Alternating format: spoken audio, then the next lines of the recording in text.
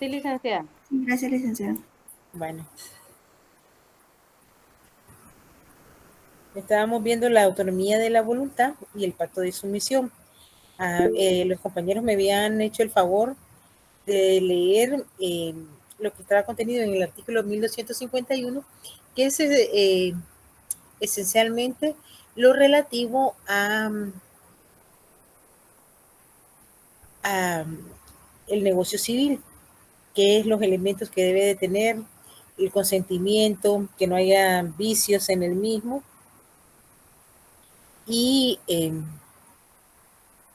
algo muy importante era que también como un elemento de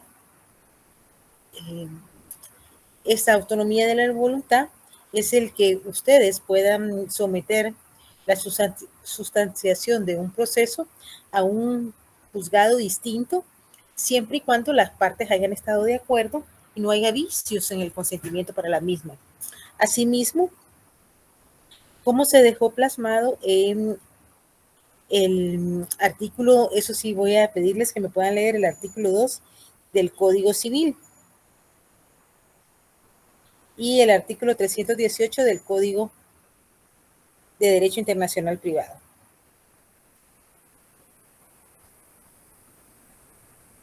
Entonces voy a ver quién de ustedes tiene su Código Civil a la mano, Código Procesal Civil y Mercantil, y quién tiene el Código de Derecho Internacional Privado. Código Civil. Código Procesal Civil y Mercantil. Ah, no civil. No.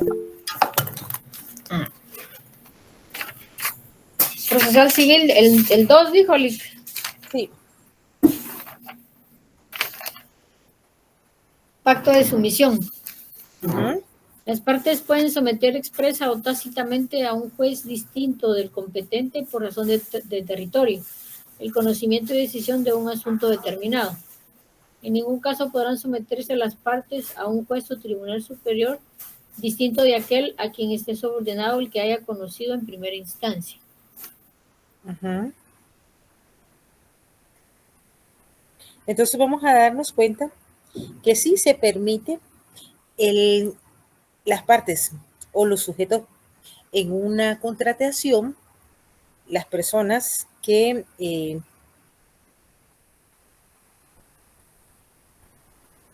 están en un proceso pueden cambiar ante el juez que van a sustanciar su proceso o puede, siempre y cuando estén de acuerdo, no es que las vayan a obligar, no es que la van a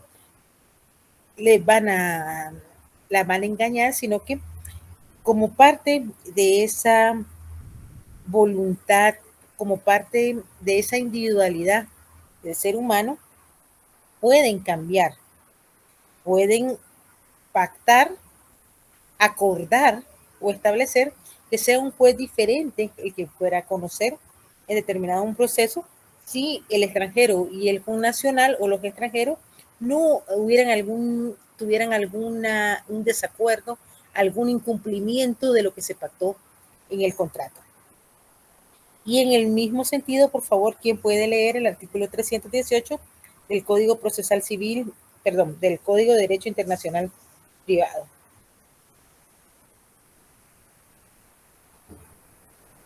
Con gusto, licenciada. Artículo 318 del capítulo 1 de las reglas generales de competencia en lo civil y mercantil.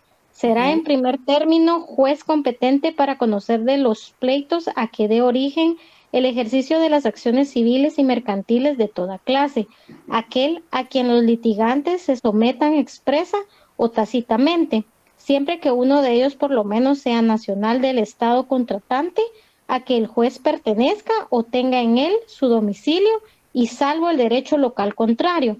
La sumisión no será posible para las acciones reales o mixtas sobre bienes inmuebles, si la prohíbe la ley de su situación. Vamos a ver que en este les está haciendo ver de que sí se puede estar planteando esa sumisión, pero les añade otro elemento, que es la ley de la situación, y si la situación, estamos hablando, aquí habíamos hablado al principio de la situación, que nosotros lo tenemos en la ley del organismo judicial como lex recitae, que posteriormente en la evolución histórica fue la situación de los bienes muebles e inmuebles. Entonces ahí les está planteando que puede haber situaciones en las que puedan variar, puede haber una variación y va a depender de cómo se plantee esa variación.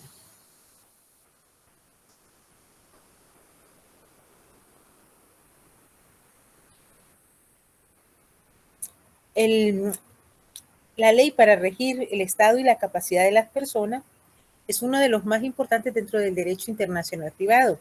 ¿Por qué? Porque es la persona, o bueno, es casi siempre la persona corpórea, la persona individual, la que va a estar en todas las situaciones de la esfera humana. Entonces, ¿qué es lo que es lo más importante? Que cuando hablamos de esta persona corpórea, el derecho internacional privado tiene que establecer cuál es el principio, la regla que va a regir los derechos y las obligaciones que emanan de la persona, es decir, del estatus o el Estado como persona individual, cuál es esa situación jurídica en la que se va a encontrar la persona dentro de la sociedad y que va a estar constituida, además de las cualidades de ese estado, hombre, mujer, niño, niña, adolescente, nacional o extranjero, femenino, masculino, adolescente, adulto, y también aparejado con la adolescencia o la mayoría de edad, va también a tener esas cualidades de las que igual puede ser objeto dentro de una relación jurídica. Si es soltero, si es casado, si es padre, si es hijo, si es... ¿Tiene paraguas? No. Ahí hay un paraguas, pero eso sí lo trae porque es de Carlitos. O, espéreme, creo que yo tengo una chumpa, algo delgadita, que es para lluvia en mi cuarto. Es Adidas, creo, para que se la lleve y no se vaya a mojar. Bueno, si es padre, hijo, ausente, y así podemos ir catalogando. Si yo le digo a Luisiana Paz, ¿qué es usted dentro de la sociedad guatemalteca? Para ir haciendo esa ejemplificación. Una ciudadana. Bueno, es ciudadana. ¿Es mujer? Sí. ¿Es adulta? Sí. Y si vamos a ver los roles que usted tiene dentro de una familia.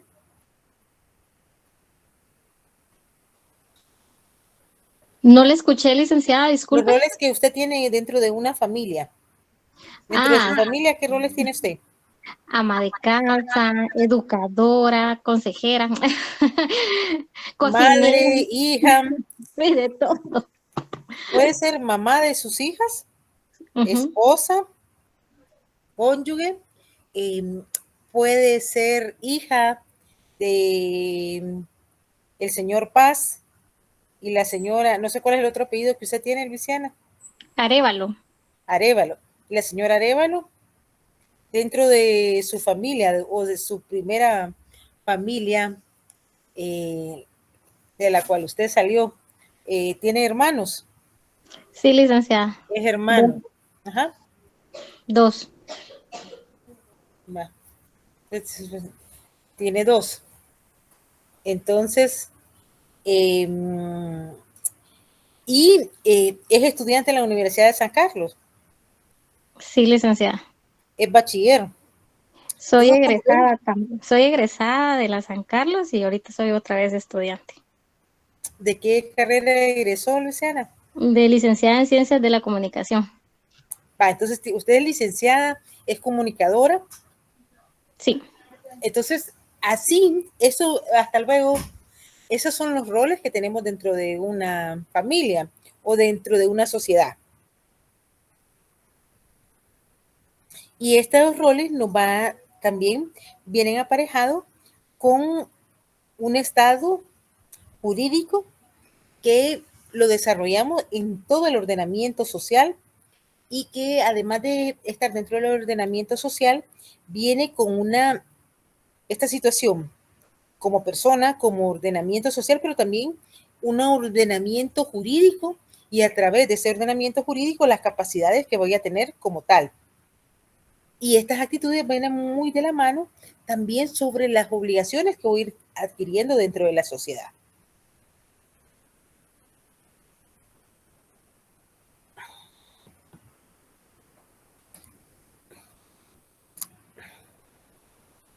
Bueno, esta ley personal para regir el Estado y la capacidad de las personas, como ya lo dijimos, es la facultad que tenemos para contraer la capacidad que tenemos para contraer obligaciones a través de mí mismo, diría, por sí mismo, o a través de otra persona. ¿Y por qué a través? Yo tengo esa actitud para adquirir derechos y contraer obligaciones, pero yo lo puedo hacer por mí mismo porque ya soy adulta. Por eso era que cuando hablábamos con Luciana, hablábamos de esa capacidad que usted puede tener para ejercer porque ya es adulta. Si usted no fuera adulta, podría adquirir derechos y obligaciones, pero a través de una persona adulta.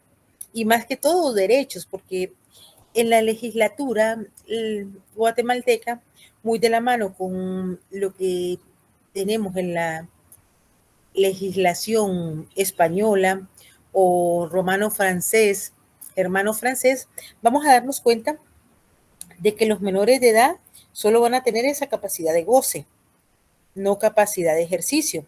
Los ejercicios los pueden contraer los padres o los tutores legales, pero cuando haya una excepción, todo lo que pueda gozar los niños y adolescentes, sí, pero la capacidad de de ejercicio la vamos a tener solo las personas que ya sean adultas o seamos adultas, siempre y cuando también no tengamos un defecto mental, ya sea transitorio o ya instalado, que nos permita que no podamos ejercer nuestros derechos. ¿Por qué? Porque una persona que no tiene la capacidad mental para contraer una obligación puede ser que tenga bienes y firme contratos de compraventa y, por ejemplo, nunca le paguen, o de usufruto y no se lo den. Entonces, en ese momento, primero es que hay que declarar a la persona en un estado de interdicción, pero también puede haber problemas psiquiátricos, médicos psiquiátricos que le vayan a causar que la persona, aun y cuando en un momento pudiera haber estado en un estado mental que podía haber contraído alguna obligación, en otro momento no lo tenga por ejemplo, esté en algún momento con una enfermedad mental o una drogodependencia. Sí, Griselda. Adelante. Gisela. Adelante, Gisela, ¿puede hablar? Gisela.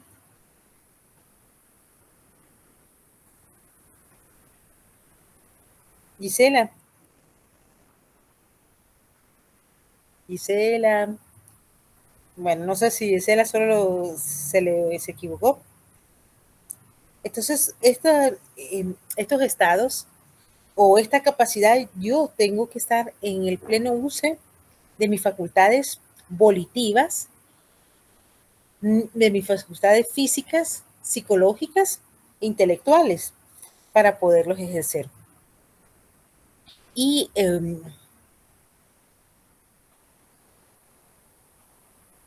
cuando estas personas son incapaces, son los tutores o son los guardianes o las personas que los órganos jurisdiccionales, porque inclusive pudiera ser que, por ejemplo, haya un extranjero acá en Guatemala que tenga bienes, tenga elementos,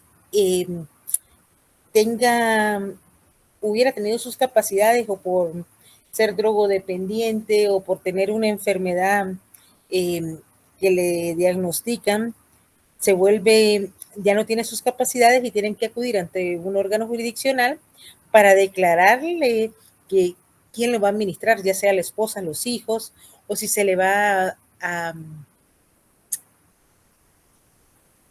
designar un tutor o un guardián legal mientras esté en ese estado de interdicción. Muchas veces esas resoluciones se ponen que hasta que un médico pueda volver a indicar si ya está en unas facultades volitivas o salió de ese lapsus en el que se encuentra.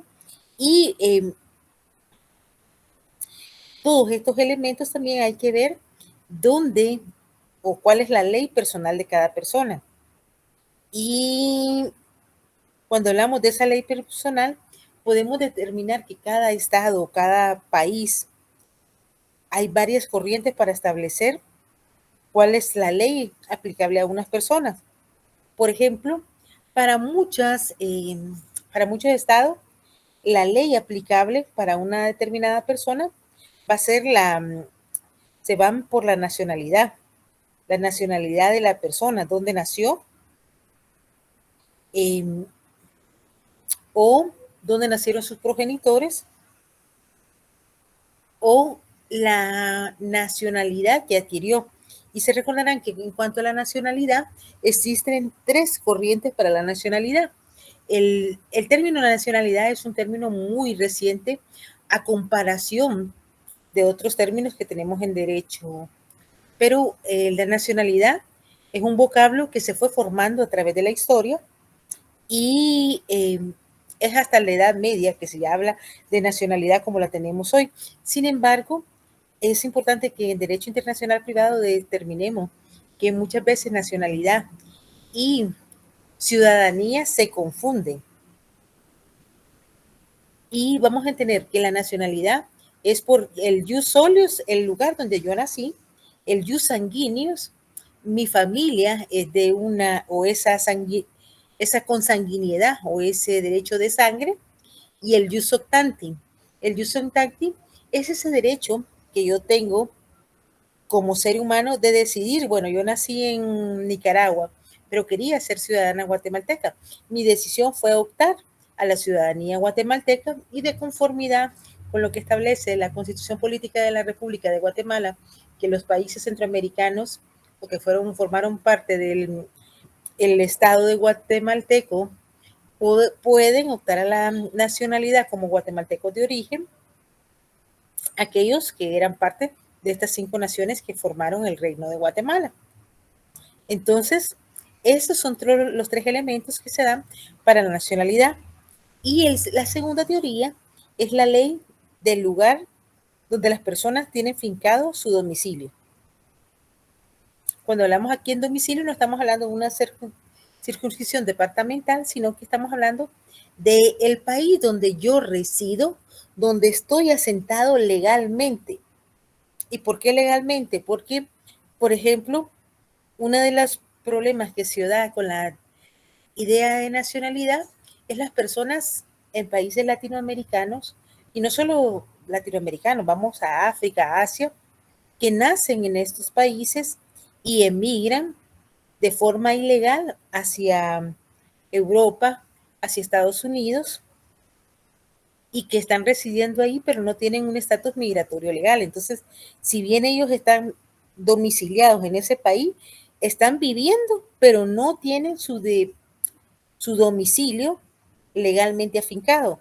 Es como los latinoamericanos que están en Estados Unidos, que viven allá, pero que no tienen los famosos papeles. Un guatemalteco que está ilegal en Estados Unidos puede decir que está afincado en Estados Unidos.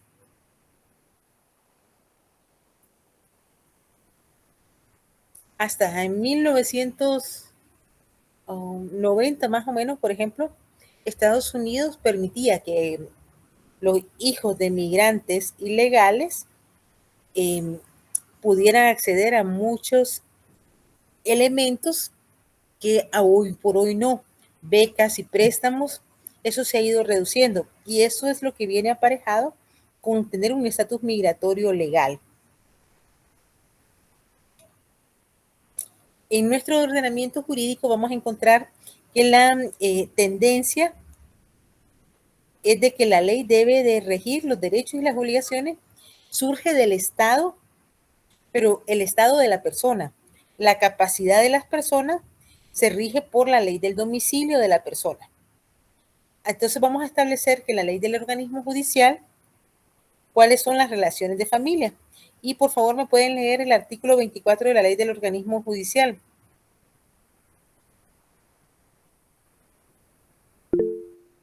Buenas noches, licenciada. Buenas noches. Artículo 24, dijo. Sí. Ok. Artículo 24, Estatuto Personal. El estado y capacidad de las personas y las relaciones de familia se rigen por las leyes de su domicilio. Entonces, ya vieron que acá está haciendo, Guatemala reconoce que no la primera ley de la nacionalidad, sino el domicilio donde lo tiene afincado. Y muchos estados lo tienen. El problema es cuando la persona nunca arregla su situación jurídica viviendo dentro de otro estado. Y eso no solo ha sido en este momento histórico, sino en otros momentos cuando se han ido dando los problemas de derecho internacional privado. Bueno, entonces vamos a darnos cuenta de que en virtud de que se ha existido esa confrontación, esas dos vertientes de qué es lo más importante, si el Estado por la nacionalidad o el Estado por el domicilio, se ha venido dando esta discusión a través de varios pensadores y la ley de la, entonces, entre esta discusión, si es la, cuál debemos aplicarse, la ley de la nacionalidad o la ley del domicilio, el Código de Derecho Internacional Privado establece también ciertas reglas en el artículo 7 de la ley personal, pudiendo cada estado realizar la interpretación de la ley de nacionalidad y la ley del domicilio. Y esto va a depender la corriente o la vertiente que tome cada estado. Por ejemplo, compañeros, ¿quién me puede leer el artículo 7 del, de la ley de el domicilio?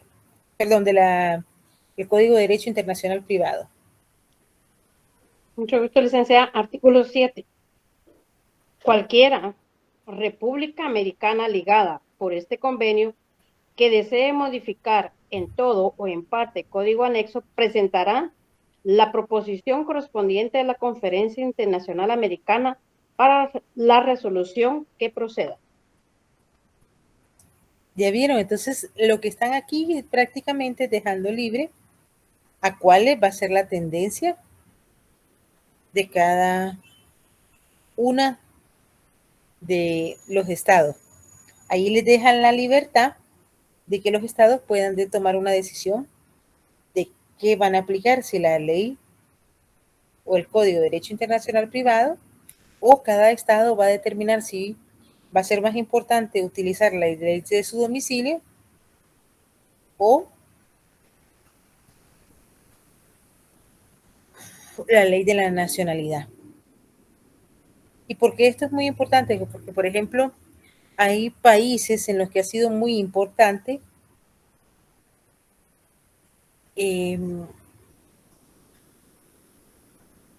la nacionalidad. Por ejemplo, Italia, en la que tuvo muchos de sus connacionales se fueron a Argentina, Uruguay. Ellos siguen todavía premiando o atendiendo a ese sistema de derecho internacional privado, de ver que la nacionalidad es muy importante y ellos premian a quienes todavía son de descendencia italiana, tienen sus apellidos, sus personas fueron o se fueron a otros países y les siguen. Por eso ustedes verán que muchos argentinos, uruguayos, paraguayos se van a Europa a jugar y muchas veces van a pedir ese reconocimiento o se les nacionaliza en base a ese derecho sanguíneo.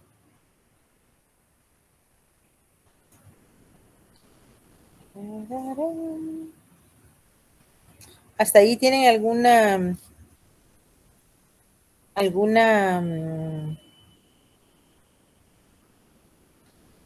pregunta, compañero?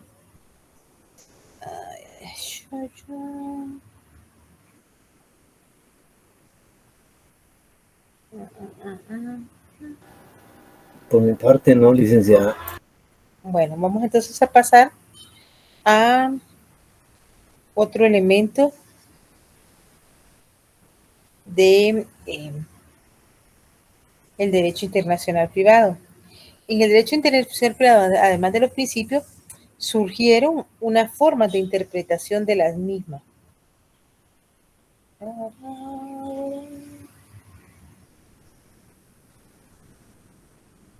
a ver.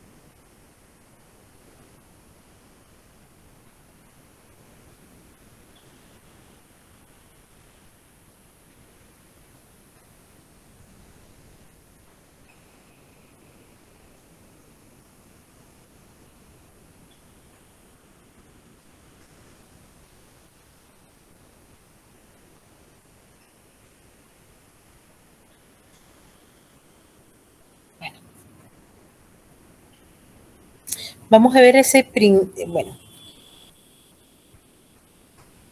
de los derechos adquiridos. En el derecho internacional privado, me lo voy a compartir de una vez porque dejar de compartir esa y les voy a presentar la siguiente presentación.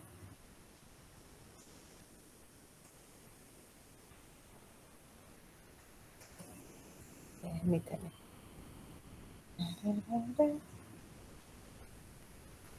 Bueno, uno de los principios muy importantes de esos derechos adquiridos que tienen los extranjeros, el principio del respeto del derecho internacional privado sobre los derechos adquiridos.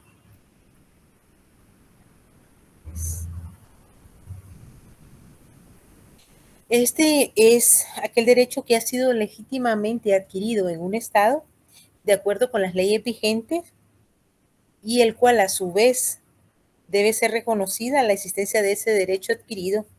Puede decir que en un Estado le corresponde, o en el Estado donde usted es originario, donde usted tiene asentado su domicilio, donde vive adecuadamente, usted adquirió un derecho que es oponible, erga omnes, a todos los hombres, y pues, por lo cual ese derecho que a usted le corresponde como ser humano debe de ser al que usted adquirió, como lo vimos en el artículo 24, va a ser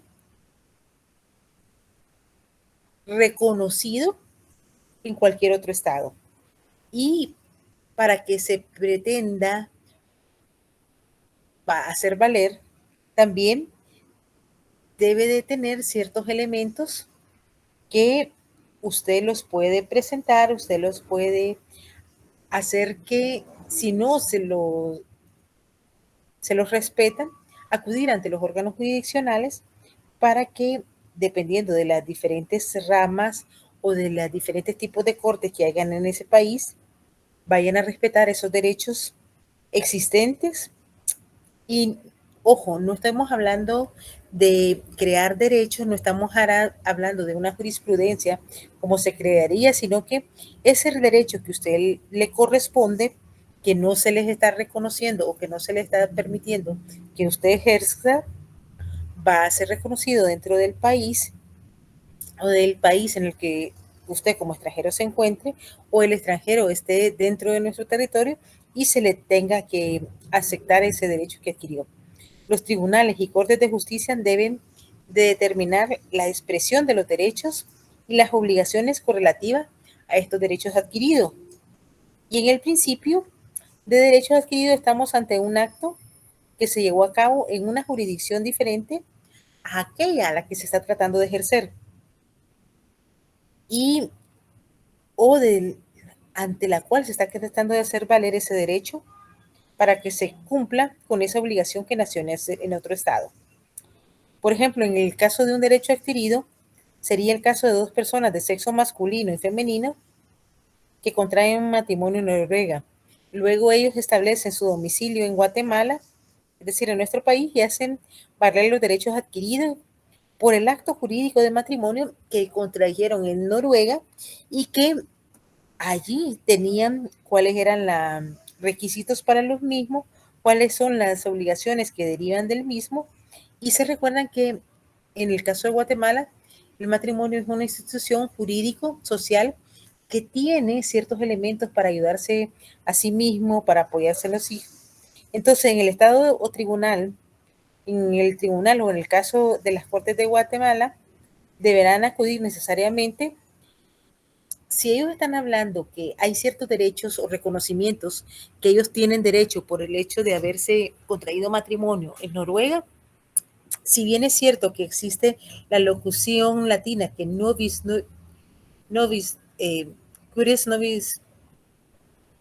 nobis curia, que el juez conoce la ley, podremos conocer tal vez la mayoría de leyes que están en Guatemala, pero no vamos a conocer todas las leyes que están a nivel internacional y no vamos a poder reconocer si todo lo que nos están diciendo las personas han o no sido sujetos a algún cambio. Entonces, ¿qué es lo que tiene que hacer el juez?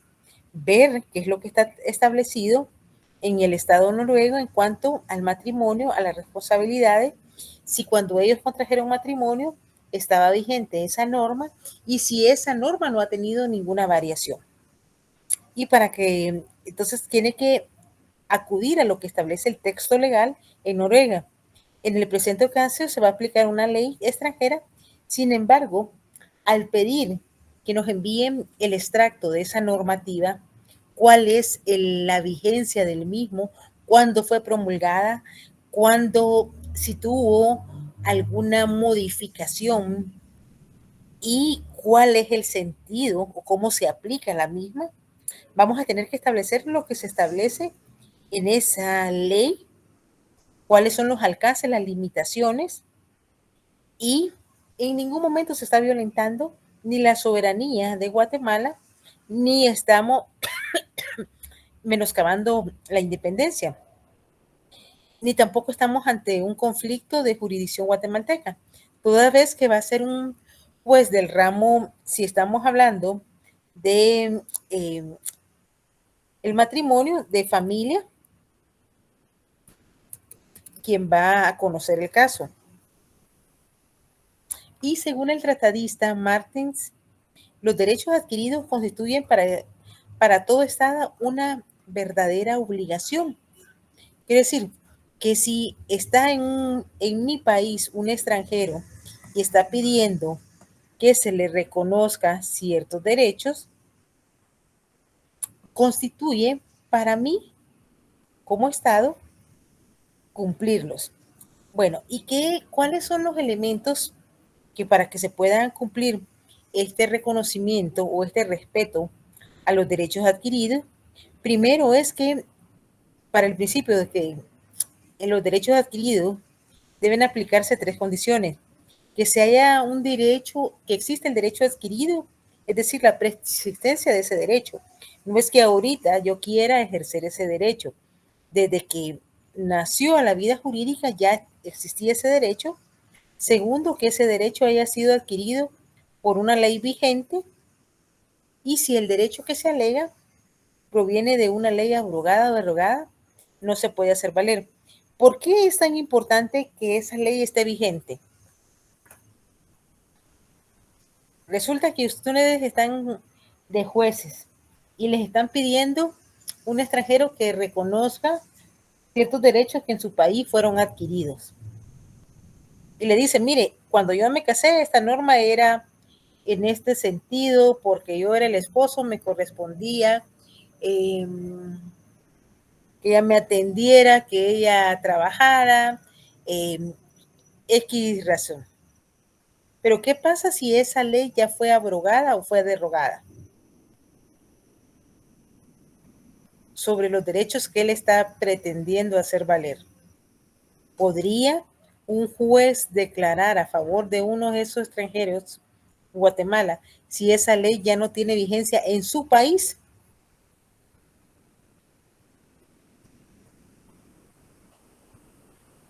Pienso que no, licenciada. No, no podría, porque si ya no existe esa norma jurídica en su país, no tendría efecto jurídico en su país, menos en el de nosotros. Tiene que estar vigente esa norma. Y además de eso, que la aplicación de ese derecho invocado por las partes quiere decir que además de que existe el derecho que se puede ejercer, que una de las partes que está en un proceso pida que se aplique esa norma. Si no lo aplican, como lo habíamos visto en clases anteriores, ningún juez puede resolver ultra petit, ni familia, ni van a resolver en base a los medios de prueba que usted le presenta.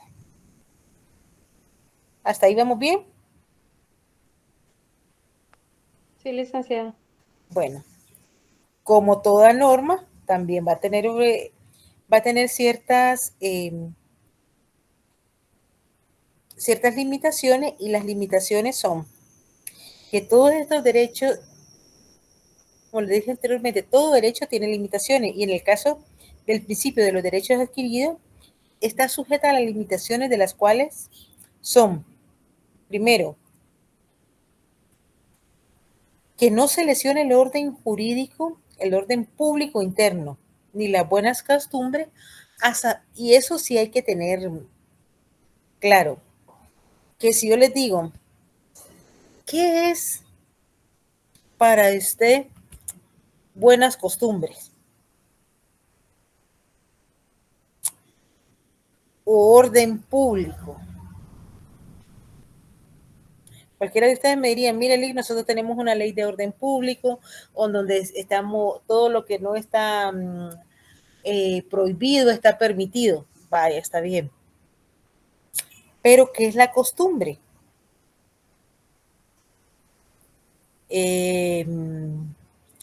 Por ejemplo,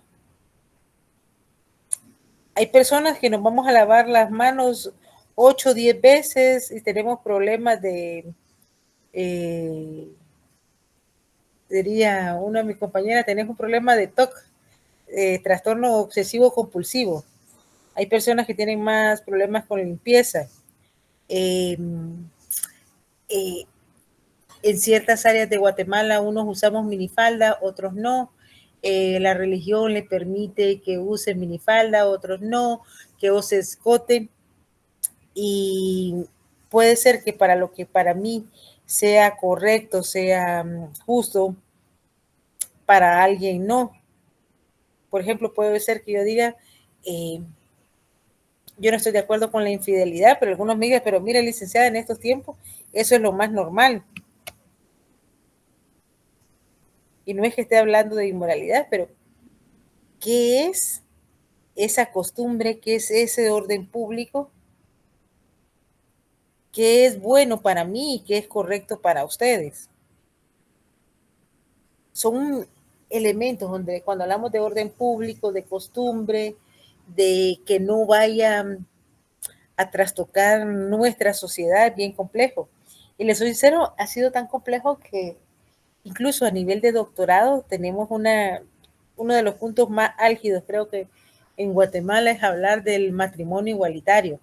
Creo que los hablan más El Salvador, Honduras, son un poco más amplios que nosotros. Por ejemplo, ¿qué pasaría si quitamos el ejemplo de que eran dos personas, hombre y mujer?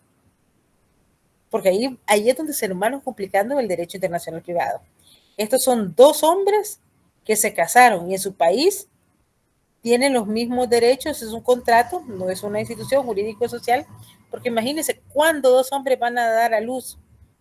Genéticamente no podrían, porque no tiene el útero, no tiene el lugar donde se va, no tiene todo el aparato reproductivo femenino. Y se casaron en Noruega, en países donde está permitido el matrimonio igualitario. Y quieren ejercer esos derechos acá, podrán hacerlo. No, ahí empezamos a ver. O puede ser, no solo el matrimonio igualitario. Otro de los temas que Guatemala es bien complicado hablar, un aborto. En su país el aborto es permitido y todo. ¿Qué pasa si una persona viene en estado de gestación y quiere que le hagan un aborto porque no quiere interrumpir, porque el esposo la violó, ella no estuvo de acuerdo y en su país es violación? ¿Podría hacerlo? Aquí no, Lick. No lo podría hacer. Y vamos a ver, viene un hack de Arabia Saudita y tiene 7 mujeres y quiere que a todas se les dé el mismo reconocimiento. ¿Podría hacerlo? No. Aprender de él. Si tienen para mantenerla, está bueno. Legalmente no. Si tienen para mantenerla, tengan 4 si quieren, diría 4 o 5, pero no manteniéndola, no fiando, por favor, con todos los lujos y reconocimiento. Pero como la mujer ahora está luchando por los mismos derechos, entonces ellas también nos tendrían que ayudar y mantenernos también a nosotros, las 4 a 1. Yo creo que pero si también si nosotros tenemos 4 hombres, ¿verdad? Eso le iba a decir, es que si están felices los 8, entonces. Pues sí, como dice la canción, ahora le cambiamos de 4 a 8, no hay problema. No creo que los hombres, porque yo tengo muchos compañeros varones que decían, la casada es mi mujer, pero he visto muy mal a alguno que otro hombre donde él engañaba toda la vida a la mujer y con una sola vez que la mujer se lo haga. Y tal vez ni se lo hace, pero se lo hace creer. Ni para qué les cuento. Se divorcia, se muere y no los calienta ni el sol. Entonces creo que es un poco de cultura, es un poco de... Si así como dicen los hombres, no se gasta, no pierden nada, ¿qué pierde la mujer? Sí, creo que es más fácil que la mujer ni se van a dar cuenta si estuvo con alguien o no. Entonces, pero es cuestión de valores. Bueno, entonces vamos a darnos cuenta que esta cuestión de costumbre, de que no vaya contra el orden público, es bastante complicado, y es bastante complicado en países latinoamericanos muy tradicionalistas como Guatemala. Como les digo, en todo Latinoamérica, creo que Guatemala es uno de los países más tradicionalistas, y hablábamos incluso con un catedrático que me decía, pero Greta, la verdad que te gusta la historia, ¿desde cuándo es que surge el matrimonio como tal o por amor? Que realmente son conceptos que no tendrán ni 2 siglos. Anteriormente se casaban, las mujeres éramos concebidas como para hacer crecer a las familias, formar, y no como el ser pensante. Sin embargo, desde hace más de 4 siglos se consideraba que era peligrosa que la mujer pensara. Y es por eso que existen como el martillo de las brujas, Maleficios, Maleficencios, donde hablan de que por qué dejaban tiradas a las mujeres o por qué se consideraba que las mujeres teníamos cierta astucia para revolucionar el mundo. Bueno, y otra de las limitaciones es que no exista imposibilidad material por parte del Estado para aplicarlo, por no tener las disposiciones jurídicas para la aplicación de estos derechos adquiridos que están solicitando. Y, por ejemplo, como les decía, el matrimonio igualitario, el aborto, los matrimonios simultáneos que están en otros países, que están aceptados. Y, por ejemplo, si nosotros no tuviéramos esos derechos de autor en cuanto a ciertos elementos literarios, porque no se han legislado sobre los mismos, no se pudiera solicitarle, o se lo pudiera solicitar, pero pues no va a poder reconocer si no existe una normativa jurídica para la aplicación o para hacer ese reconocimiento. Nosotros no tenemos ese reconocimiento de esos 7 matrimonios, solo del primero. No tendríamos el reconocimiento de ese contrato de matrimonio entre personas del mismo sexo. Inclusive, imagínense que si tuvieran 2 personas del mismo sexo que tienen las posibilidades económicas, que están casadas en su país y quisieran adoptar, pudieran adoptar a un guatemalteco.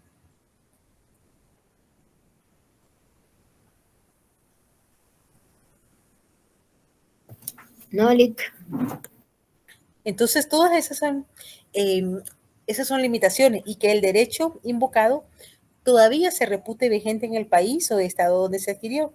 Es decir, como les decía anteriormente, que ese derecho que ellos están pidiendo se les reconozca esté vigente.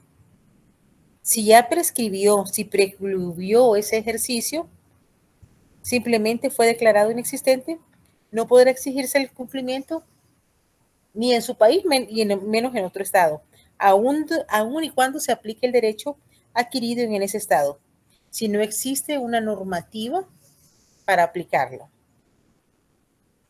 La importancia de este principio vamos a determinarlo porque los derechos adquiridos tienen una eficacia jurídica cuando, por ejemplo, también tenemos una asistencia proveniente del extranjero.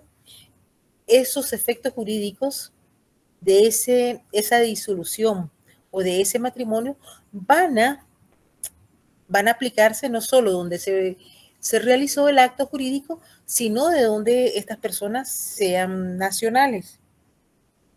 Y esto, por ejemplo, la paternidad, los documentos que fueron otorgados en el extranjero y deban inscribirse en algún registro, todo esto este principio de derechos adquiridos permite esa incorporación a cada uno de estos estados. La razón del principio de derecho adquirido vamos a tener precisamente en esa seguridad jurídica de las relaciones jurídicas que nacen de diferentes actos o negocios jurídicos. También lo vamos a tener en cuanto a la existencia de esta comunidad internacional y esa convivencia pacífica y seguridad que deben de tener tanto los estados como las personas que están en cada uno de los estados. Y los estados tienen siempre una relación de convivencia entre las transacciones económicas. Los países industrializados, aunque ellos producen carros, lavadoras, cualquier elemento que necesitan como países industrializados, necesitan venderlo. Por eso antes se hablaba de en determinado momento hablamos del capitalismo, hablamos de cómo este capitalismo se fue extendiendo como una base de económica hacia una globalización y que esa globalización ha venido cambiando a todos los estados. Pero estos países muy industrializados podrán tener muchas empresas. ¿Qué pasa si un país industrializado produce carros produce, lavadora, secadora, refri, estufa. Si tiene todo eso y no lo puede exportar o no lo puede vender, ¿qué pasa con eso?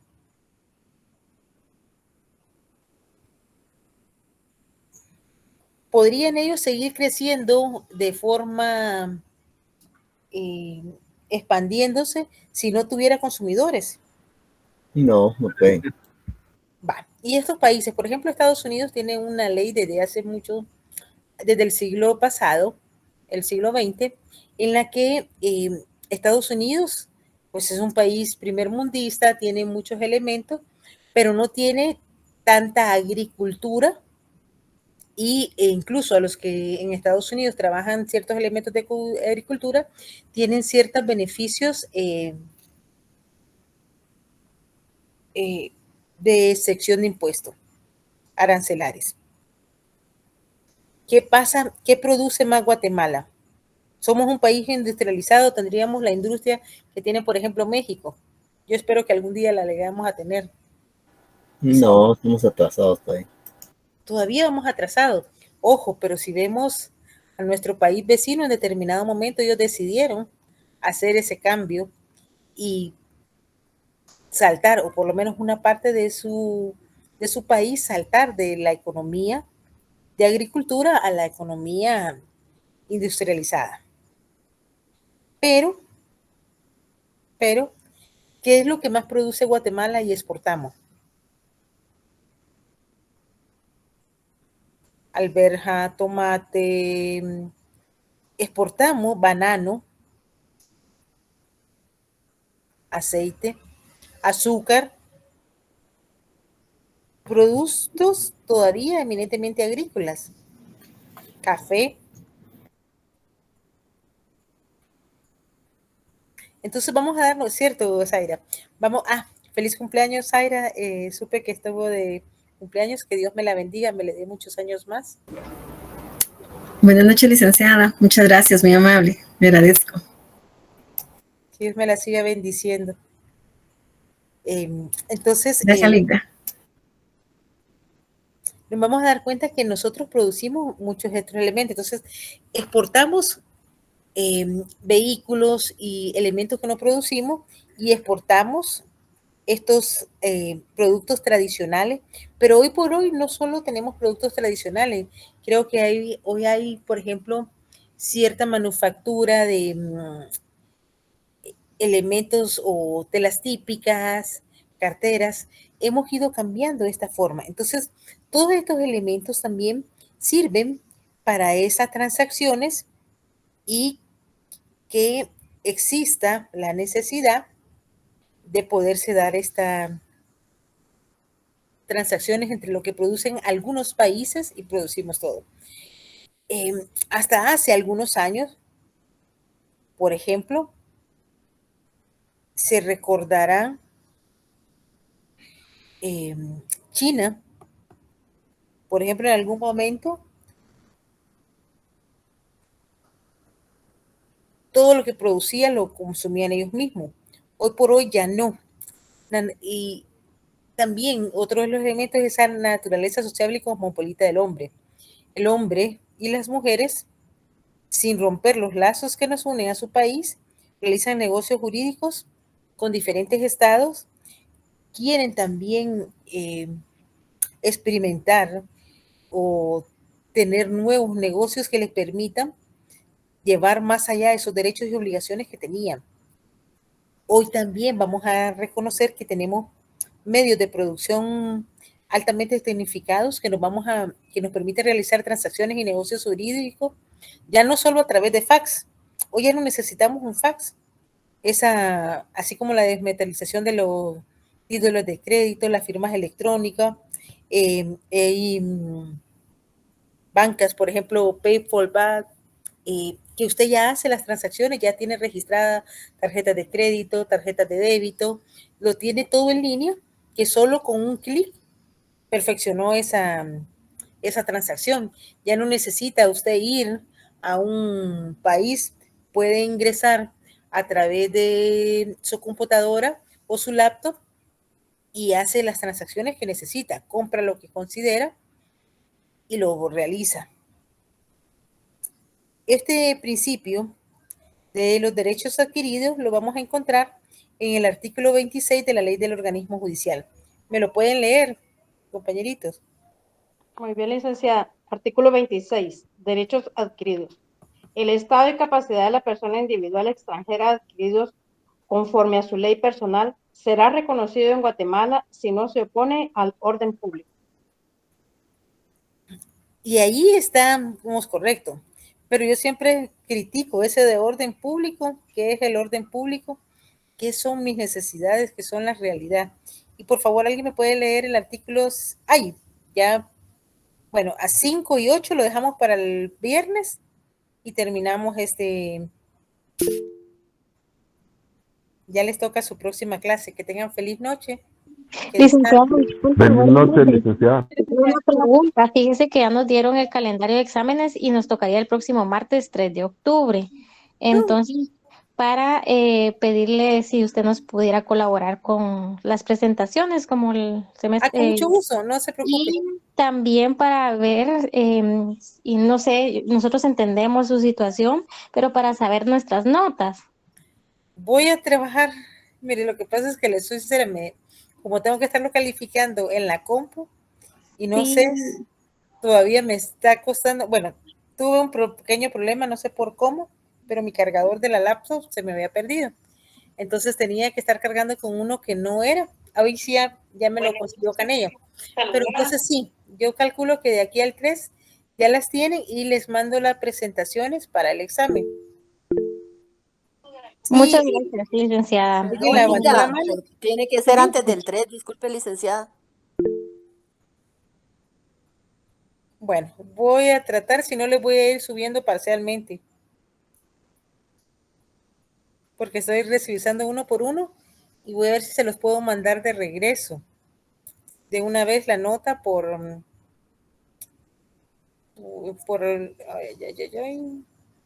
Sí, es que como fue a mano, ¿verdad, licenciada? Entonces es un poco más complicado, pero le agradecemos mucho, ¿sí? Porque eso me llevaba más tiempo.